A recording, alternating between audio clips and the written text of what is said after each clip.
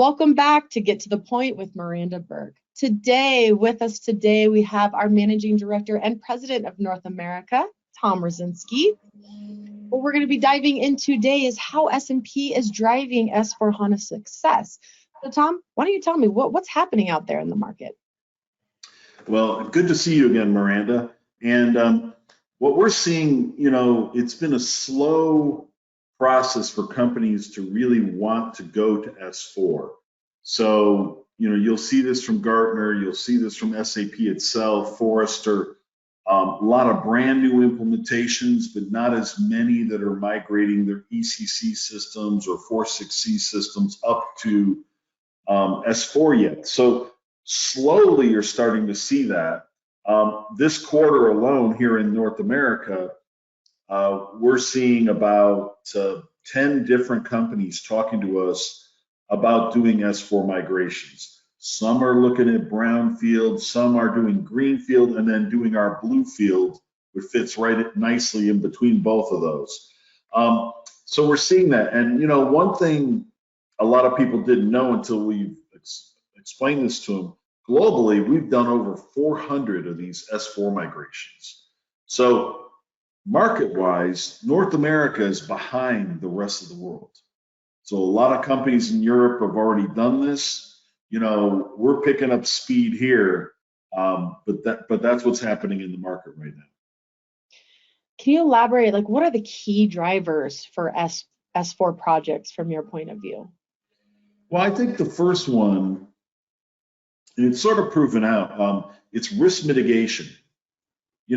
People who did their initial implementations remember the big projects that may have cost $100 million or more that took 2, 3, 4 years, took a lot of their business resources to put on this.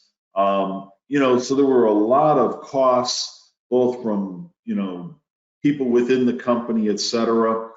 But where we play in this whole thing is to be able to really promote, shorter timelines, actually mitigating the risk, because data is usually one of the toughest things that happens on an implementation.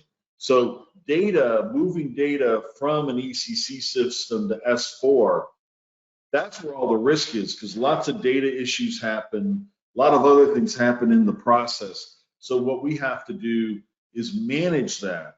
Using our software, Crystal Bridge, actually can mitigate that risk. So we do many, many mocks. We bring lots of data through on our projects, and we're able to convert over the whole system, parts of the system selectively, and actually see the results very quick. And our software has embedded validation routines, which is really big. We've learned from competitors where they don't have that. We've got validation routines in there so that we can see what's working, what's not, what's the error, and you learn this a year before you go live or 8 months before you go live, which in the old days, you may not have learned all that stuff till 2, 3 months before. So to me, it's risk mitigation is the number one most important thing about what we bring to bear on these S4 projects. Can you elaborate further? What are the main problems companies are encountering when they shift away from the traditional thinking and they go more towards an innovative, automated approach while migrating and upgrading the SAP systems? Yeah, even the integrators, this is new to them. So in a lot of cases, they look at this, if they've never been involved with this before, they don't really understand that we're taking the complete system, we can map it to how the business wants to operate, so you can reorganize parts of your business and bring that data across. This is something that people have a hard time seeing and understanding. So not only are we setting it up as a greenfield and open items, we're converting the history to look like the future. So you can go back, if we bring over 7 years of data, we'll make sure the data will all look like the new structure. So that's a huge change, and that's something that people aren't familiar with, and so this is a big step for them. So why do customers decide to work with SNP? I feel like we say very often speed to value. What does that mean?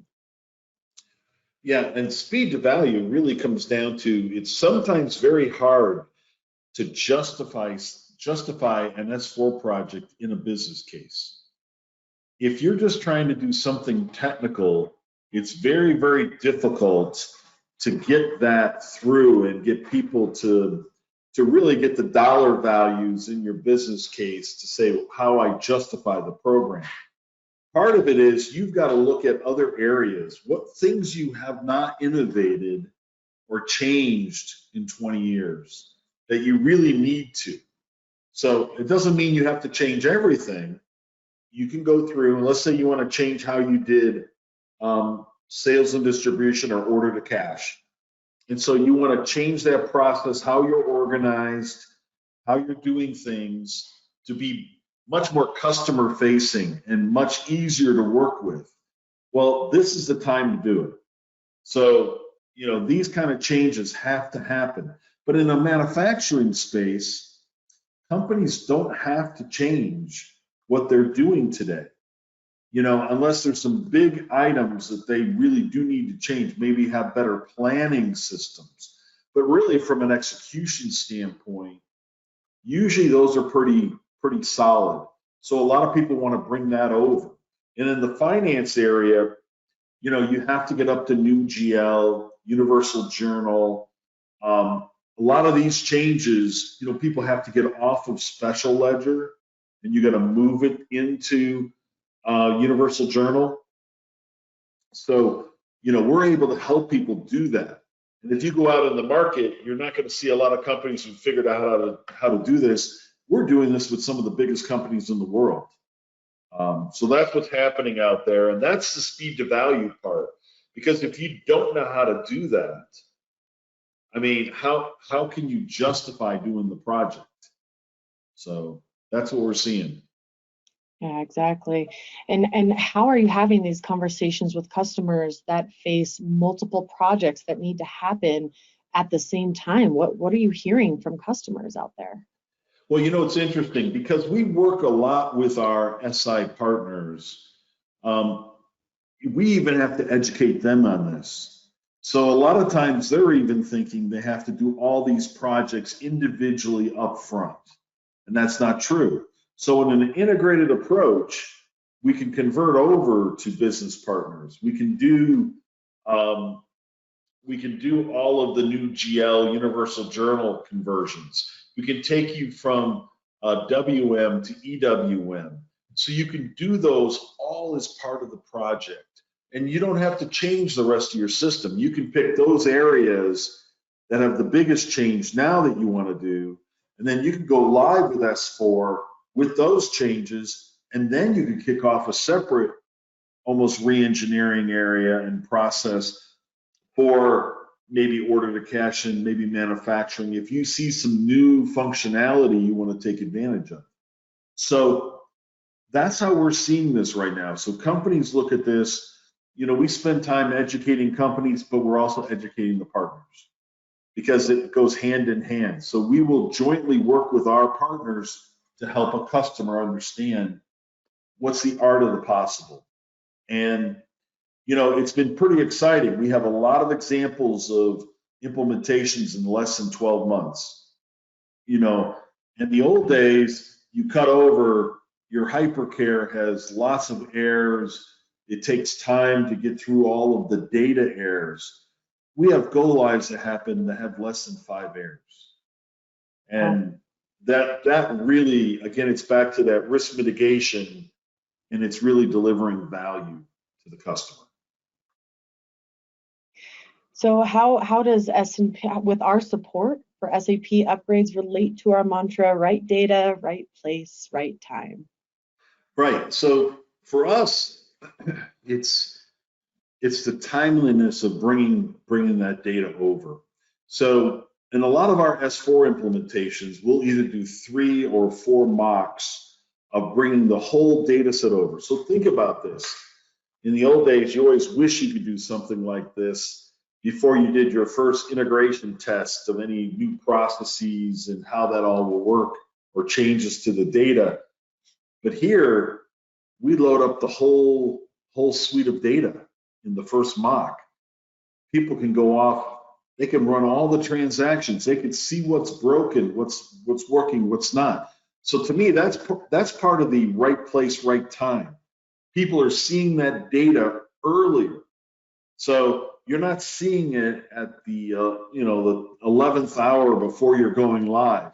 You're seeing it in every one of the mocks that happened before the integration test. And that is just a game changer for people, so they can do that. And so if you take advantage of all these things, you will deliver value for your business. And that's what the beauty of this whole thing is. Great. Tom, thank you so much for your time today. If you are looking to continue this conversation further about merging multiple projects into one, please fill out the form that's on the bottom of this page and an expert will be in touch. Thank you so much for your time today, Tom. Thanks, Miranda. Thanks, everyone.